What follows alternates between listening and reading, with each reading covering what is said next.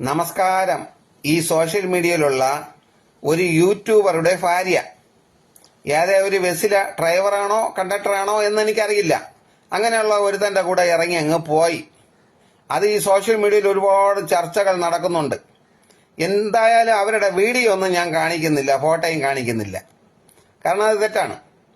ഇതേപോലെ എത്ര പേരാണ് ഇറങ്ങിപ്പോയത്?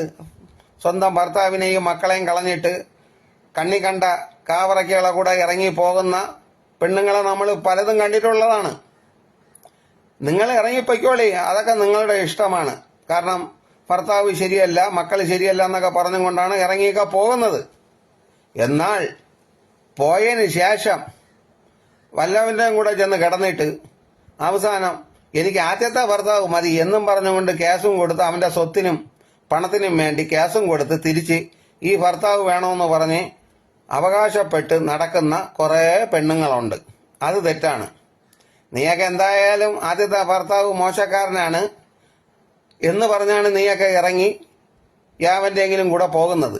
അവിടെ ചെന്നിട്ട് കുറച്ചു ദിവസം കൊണ്ടിട്ട് അവൻ നാട്ടിയിട്ട് അവസാനം അവൻ ശരിയല്ല എന്ന് പറഞ്ഞ് തിരിച്ച് ആദ്യത്തെ ഭർത്താവിന്റെ അടുത്ത് പോവാൻ നോക്കരുത്. അതുകൊണ്ട് നീയൊക്കെ ഇറങ്ങി പോകുമ്പം ആദ്യത്തെ ഭർത്താവിന്റെ ഇടപാടെല്ലാം തീർത്തതിന് ശേഷം ഇറങ്ങിപ്പോയ വളരെ നന്നായിരിക്കും.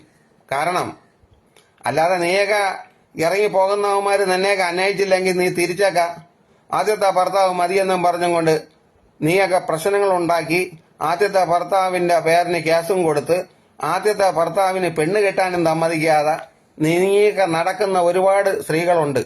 അതുകൊണ്ടാണ് ഞാൻ ഈ പറയുന്നത്, നിങ്ങൾക്ക് ഇഷ്ടമുള്ള ആൾക്കാരുടെ പോയി ജീവിക്കും. പക്ഷേ ആദ്യത്തെ ഭർത്താവിനെ വെറുതെ വിടണം, അത് കഴിഞ്ഞിട്ടെങ്കിലും.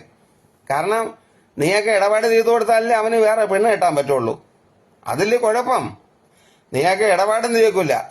കാരണം റെക്കോർഡില് നിനക്കൊക്കെ ആദ്യത്തെ ഭർത്താവാണ് നിന്റെ ഭർത്താവ്. കുണയ്ക്കാൻ വേണ്ടി വേറെ ഭർത്താവ്. അതെവിടത്തെ ന്യായം? അത് പാടില്ല. നിനക്കൊക്കെ ഇഷ്ടമുള്ള ആൾക്കാരുടെ പോവാം, പക്ഷെ ആദ്യത്തെ ഭർത്താവിന്റെ ഇടപാട് തീർത്തിട്ട് പോകുന്നതാണ് നല്ലത്, കേട്ടോ. ഇന്നത്തെ കാലം എന്ന് പറയണ അതാണ്. അപ്പം ചിലര് പറയും അവന്റെ കിഴങ്ങ് ശരിയല്ല, അവനെ കൊണ്ട് അവക്ക് ജോലി ചെയ്ത് കൊടുക്കാൻ പറ്റുന്നില്ല, അതുകൊണ്ടാണെന്ന്. അങ്ങനെയാണെങ്കിൽ അങ്ങനെ തന്നെ. കിഴങ്ങിലൊന്നും വലിയ കാര്യമില്ല, കേട്ടോ. ചിലപ്പോൾ നല്ല കിഴങ്ങായിരിക്കും ആദ്യത്തെ ഭർത്താവിൻ്റെത്.